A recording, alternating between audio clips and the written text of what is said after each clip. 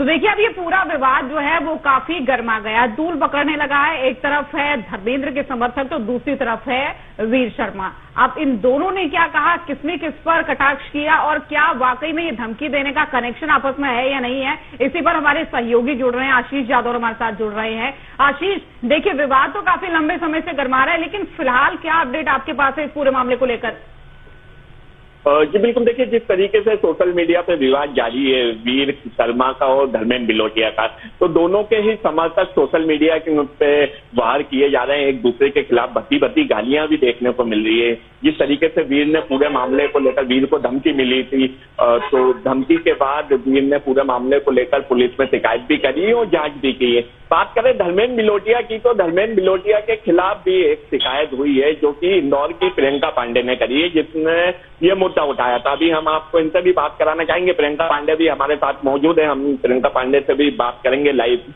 Madam, आपने ये पूरा मुद्दा उठाया था और धर्मेंद्र बिलोटिया की पुलिस कमिश्नर को भी शिकायत की, क्या था पूरा मामला? रेंडम जी, हुआ ये था कि मैंने धर्मेंद्र बिलोटिया की एक वीडियो देखी थी जिसमें वे इंदौर की सड़कों का या यूं कहें कि देश की सड़कों का और प्रदेश की सड़कों का जो तुलना है, कंपैरिजन है, वो दुबई की सड़कों से कर रहे थे। तो वो कहना चाहिए अच्छा नहीं लगा। कई बार होता है कि हमारे देश में बहुत सारी खामियां हैं, हमारे परिवार में भी बहुत सारी खामियां हैं, तो परिवार में ही बैठ के डिस्कस किया जाए वो बेहतर है। कुछ फॉलोवर्स पाने के लिए या लाइक और व्यूज के लिए हम पराये देश में जाकर के, इस्लामिक कंट्री में जाकर के अपने वतन को खराब बोलते हैं, अपने वतन के नेताओं को करप्ट बोलते हैं। तो कहीं ना कहीं वो एक एज अ इंडियन सिविलियन होने के नाते मुझे वो ठीक नहीं लगा और हमने इस विषय को उठाया, जिसमें बताया कि फॉलोवर्स की चाहत में आपने दूसरे देश में जाकर के, वो भी दूसरे देश के छोटा सा राज्य दुबई, जहाँ की कुल आबादी मेरे ख्याल से तकरीबन 10-12 करोड़ है, और उसकी तुलना भारत जैसे विराट देश से की जा रही है जिसकी कुल आबादी 150 करोड़ से ज्यादा है, जहाँ जातीय मतभेद है, जहाँ तरह तरह के समुदाय के लोग रहते हैं और सभी मिलजुल करके रहते हैं। तो हमारे वहाँ बहुत डिफिकल्ट टास्क है। देश के प्रधानमंत्री की बात की जाए, राष्ट्रपति की बात की जाए, प्रदेश के मुखिया की या मुख्यमंत्री की बात की जाए, तो सभी को साथ लेकर चलना अपने आप बहुत बड़ी चुनौती है। ऐसे में दुबई जैसे राज्य से अपने पूरे देश की तुलना करना वो बहुत निंदनीय था। और जब इस विषय को हमने उठाया तो धर्मेंद्र बिलोटिया जो है वो तिलमिला गए, क्योंकि शायद जीवन में ऐसा पहली बार हुआ। उनके सर पर 10 मिलियन फॉलोवर्स का अहंकार जो है वो बहुत ज्यादा है इन दिनों, और उन्हें ऐसा लगता है कि ये फॉलोवर्स ही हैं जो हिंदुस्तान को चला रहे हैं, कोई हिंदुस्तान को के आगे भविष्य का निर्णय करेंगे। उन्हें इतना बुरा लगा कि पहले तो उन्होंने एक भद्दा का वीडियो जारी किया मेरे खिलाफ और बाद में सोशल मीडिया पर मेरे फोटो को बिगाड़ दिया गया, मेरे दांतों को खराब कर दिया गया। तो कहीं ना कहीं एक खींच नजर आ रही थी। अशुद्ध रूप से आपके चैनल के माध्यम से हम ये बताना चाहते हैं कि आप लोग करते हैं वतन के जिम्मेदार नेताओं, वतन के जिम्मेदार अधिकारियों, पत्रकारों को, समाज को, तो आपको बहुत अच्छा लग रहा है। पर पहली बार अगर किसी महिला ने आपको रोस्ट किया और आपसे सवाल किया कि अगर आपको देश में कुछ खामियां लग रही थी तो आपको मीम्स यही बनाने चाहिए थे, इसी हिंदुस्तान में रहकर के जिम्मेदारों से सवाल करना चाहिए था कि सड़क खराब है तो सड़क क्यों खराब है, आपको देश के जिम्मेदार नेताओं से चर्चा करनी चाहिए थी। पर आपने वो न करते हुए आपने सीधे तौर पर एक इस्लामिक देश से जुड़े हुए राज्य में जाकर के इंदौर की स्वच्छ छवि का, इंदौर के स्वस्थ वातावरण का जो माहौल खराब किया है वो घोर निंदनीय है और हम इसकी कड़ी निंदा करते हैं। आपने शिकायत भी करी पूरे मामले को लेकर, अभी तक क्या आश्वासन आपको मिला पुलिस कमिश्नर? आम आदमी कोई शिकायत करता है तो तुरंत उनके ऊपर एफआईआर हो जाती है ना, आपके फोटो से छेड़छाड़ की है, उसके बावजूद भी अभी तक सिर्फ जांच ही चल रही है। क्या लगता है पुलिस कार्रवाई क्यों नहीं कर रही? कहीं ना कहीं धर्मेंद्र बिलोटिया को कोई किसी का सपोर्ट मिल रहा है? इंदौर पुलिस आखिर क्यों नहीं कार्रवाई कर रही?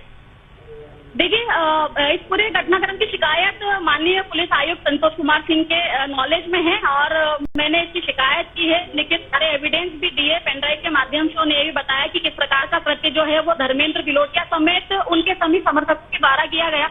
और ये बेहद संवेदनशील विषय आशंका इसलिए भी हो जाता है क्योंकि एक बेहद सामान्य से विषय को सामाजिक बनाया जाता है। धर्मेंद्र की एक निजी लड़ाई बोल सकते थे, अगर उसे कोई बात बुरी लगी तो वो काउंटर कर सकता था, लेकिन उसने इसके ठीक विपरीत प्रदेश का माहौल खराब करने की कोशिश करी और गडरिया समाज को फ्रंट में ला करके जो है इस विषय का पूरा ध्रुवीकरण कर दिया और इस विषय को समाज से जोड़ दिया, जो कि एक देश का विषय होना चाहिए था। यह सामान्य विषय है कि आपकी राय और मेरी राय सेम नहीं हो सकती, एक जैसी नहीं हो सकती। धर्मेंद्र की नजर से जो मजाक था वो मेरी नजर से मजाक नहीं था। मुझे ऐसा लगा कि अगर हम अपने देश में हैं, अगर कहीं भी कोई कमजोरी हमारे देश की कोई चीज आपको पसंद नहीं आ रही, आपको लग रहा है कि सड़कें अच्छी नहीं है, मेडिकल की व्यवस्थाएं अच्छी नहीं है, तो हम यही शिकायत करें और अपने पारिवारिक प्रश्नों को परिवार में ही अगर हम सॉल्व कर लेते हैं तो वो बेटर होता शायद दुबई जाकर के वहां से तुलना करने का। और आपके चैनल के माध्यम से हम यही बताना चाहेंगे कि सोशल मीडिया पर जितने मजबूत और कड़े कानून दुबई में है या यूएई में है वैसे हिंदुस्तान में है नहीं। दुबई में अपने देश आशीष एक सवाल लीजिएगा प्रियंका पांडे जी से कि जिस तरीके से इन्होंने आवाज उठाई, आवाज अपनी बुलंद की, वीर शर्मा की तरफ से भी आवाज उठाई गई, काउंटर किया गया, वीडियोस बनाए गए, तो वीर शर्मा को हमने देखा कई सारे जो है वीडियोस आए हैं, कॉल्स आई हैं, मैसेजेस आए हैं, कमेंट्स आए हैं कि जान से मार दिया जाएगा, चंबल नदी में फेंक दिया जाएगा। क्या इस तरीके के कमेंट्स जो हैं या फिर इस तरीके के वीडियो कॉल से धमकियां प्रियंका जी को भी मिले? इसके अलावा एक चीज और इनसे जानिएगा कि सोशल मीडिया क्या लग रहा है इनको आज के समय पर, सोशल मीडिया के जरिए अफवाहें ज्यादा फैलाई जा रही है, लोगों की मानसिकता के साथ खेला जा रहा है? जी बिल्कुल सही कह रहे हैं आप। मैं ये पूछना चाहूंगा जिस तरीके से अभी वीर शर्मा को भी धमकी मिल रही है, जान से मारने की उसको धमकी मिली, जिसका वीडियो ऑडियो भी वायरल हुआ है, उसको लेकर भी पुलिस में शिकायत करी है। क्या आपको भी इस प्रकार की सोशल मीडिया पे किसी प्रकार की धमकी मिली है या बद्दी कमेंटें मिली है? जैसे ही वीडियो मेरे द्वारा वायरल किया गया था तो उस वीडियो पे तकरीबन 50 लाख के पार वो वीडियो वायरल हो गया था। और उस वीडियो के वायरल होने के साथ आपके चैनल के माध्यम से बताना चाहूंगी कि तकरीबन 25,000 गालियां उसमें, और जिसका प्रूफ एविडेंस जो है आज भी अगर प्रियंका पांडे के पेज को आप देखेंगे जाकर के तो आपको तो साफ नजर आएगा कि 25 से 26,000 केवल गालियां हैं।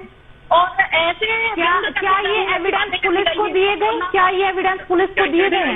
बिल्कुल, ये सभी एविडेंस पुलिस को दिए गए। सारी जानकारी पुलिस के नॉलेज में बहुत अच्छे तरीके से है। और जब घटनाक्रम हुआ था तभी जो क्राइम एडिशनल एसपी है राजेश दंडोतिया, उनके सामने पूरे विषय को रखा था मैंने, और उनको बताया था कि सर जब कोई एक व्यक्ति किसी व्यक्ति के खिलाफ आवाज उठाता है तो किस प्रकार उसकी आवाज को समाज के सामने दबाने का प्रयास किया जाता है, पूरे घटनाक्रम को सामाजिक टूल दिया जाता है, कैसे प्रदेश में गृह युद्ध करने की साजिश रची जा रही है। आप धर्मेंद्र बिलोटिया का लगातार अब कंटेंट देखेंगे तो अपने कंटेंट में खुद को बहुत बड़ा रंगदार, बहुत बड़ा गुंडा और बहुत बड़ा माफिया बताने का प्रयास कर रहे हैं कि उन्हें किसी का खौफ नहीं है। ये जो बता रही हैं कि इन्होंने कंप्लेन की, इन्होंने सारे सबूत दिए, सारे एविडेंस दिए, लेकिन इनको आश्वासन क्या मिला है? कितना समय हो गया है कि इन्होंने अपनी कंप्लेन दर्ज कराई और कब इनको आश्वासन मिला? और कोई भी कार्रवाई, कोई नोटिस क्या अभी पुलिस की तरफ से उन्हें गया है?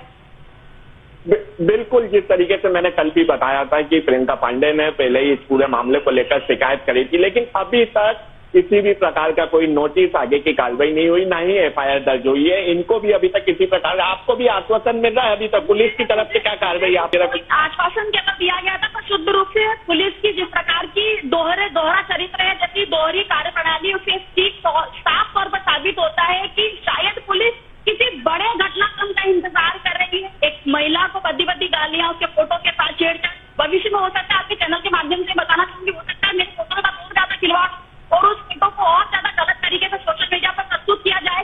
शायद पुलिस इस चीज का इंतजार कर रही है। वीर शर्मा के आवेदन पर अब तक एफआईआर न होना, शायद वीर शर्मा पर कोई अटैक हो जाए, शायद पुलिस इस चीज का इंतजार कर रही है। कार्रवाई नहीं हो रही है, क्या लग रहा है आपको? कार्रवाई नहीं हो रही है धर्मेंद्र के खिलाफ, क्या समझ में आ रहा है? क्या आप देख पा रही हैं कि क्यों नहीं हो रही है? कुछ समझ पा रही हैं?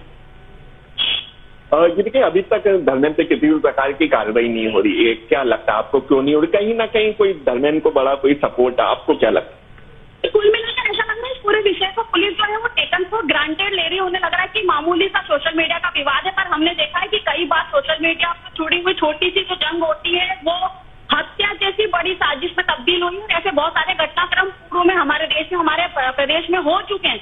तो कहीं ना कहीं मुझे ऐसा लगता है कि शायद पुलिस एक बड़े घटना का इंतजार कर रही है कि कोई बड़ी घटना प्रदेश में होनी चाहिए, क्योंकि जिस प्रकार से एक सामाजिक दुर्गंध आ रही है पूरे घटनाक्रम में, एक साजिश रची जा रही है, एक समाज विशेष को आगे करके धर्मेंद्र बिलोटिया ने जिस प्रकार का साजिश रचा है, पूरे घटनाक्रम मतलब पूरा टूल अलग दे दिया, विषय को जोड़ना, विषय को पूरी तरीके से जो है बदल दिया, ध्रुवीकरण कर दिया पूरे विषय। सोशल मीडिया पे जिस तरीके से खुलेआम वीर को भी धमकी मिल रही है, आपको भी बद्दी कमेंट मिले, पुलिस अभी भी नजर नहीं आ रही है इस पूरे मामले में? नहीं, सबसे बड़ी कमी यह है कि अब एक समय आ गया, आपके चैनल के माध्यम से बताना चाहेंगे कि सोशल मीडिया के लिए एक नियम, एक दायरा, एक कानून बनाने की सख्त आवश्यकता है। ऐसा लगता है कि जैसे जिसके पास कोई काम नहीं है वो शुरू हो जाता है रील्स बनाना और जो मर्जी आता है वैसा कंटेंट परोस रहे हैं, और हम उस कंटेंट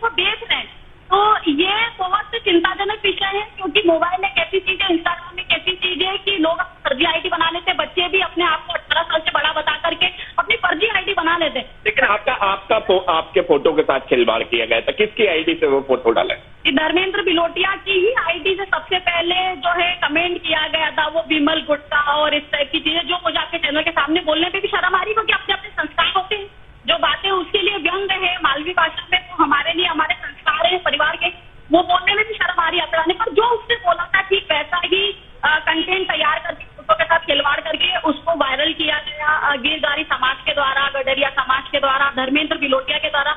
और मैंने जो प्रूफ पुलिस आयुक्त को सौंपे हैं उसमें धर्मेंद्र बिलोटिया की आईडी से ही ये सारी छेड़छाड़ जो है वो मेरे फोटो के साथ की गई। क्या आप मानते हैं वो अधिकतर महिलाओं को लेकर कंटेंट बनाता है, कभी पुलिस को लेकर तो कभी कोई महिलाओं को लेकर, तो कभी महिलाओं का भी धारण कर लेता है? आप भी एक महिला है, आपके फोटो पे भी छेड़छाड़ किया, आपने भी शिकायत करी है। ये बेहद संवेदनशील विषय है आशीष जी। पूर्व में आप देखेंगे कि महिला पुलिसकर्मी के चरित्र को तार तार करते हुए भी एक वीडियो धर्मेंद्र बिलोटिया के द्वारा बनाया गया। मुझे तो तरस आता है कि जो पुलिस अपने महकमे की महिला पुलिसकर्मी के लिए आवाज नहीं उठा पा रही, उसको न्याय नहीं दिलवा पा रही है, तो वो एक तो ये है कि इनके खिलाफ जो उनकी तरफ से किया गया, इनकी फोटो से छेड़छाड़ की गई, इन्हें तमाम तरीके के भद्दे कमेंट किए, उनके खिलाफ भी कार्रवाई हो, प्लस में सोशल मीडिया के लिए एक निर्धारित नियमावली हो जिसका पालन सभी को करना हो। बहुत धन्यवाद आपका तमाम जानकारी साझा करने के लिए।